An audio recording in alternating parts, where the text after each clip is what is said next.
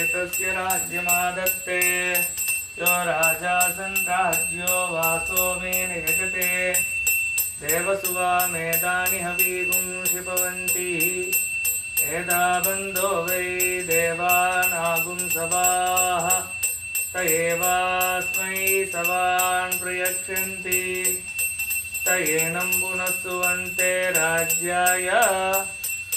देवसु राजा भवति।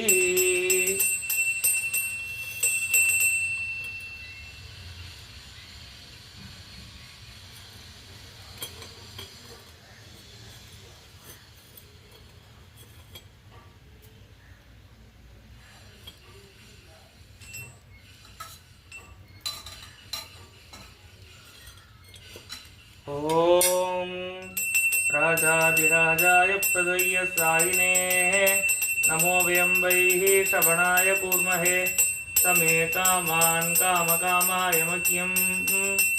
कामेश्वरो वैः श्रवणो ददातु कुबेराय वै श्रवणाय महाराजाय नमः।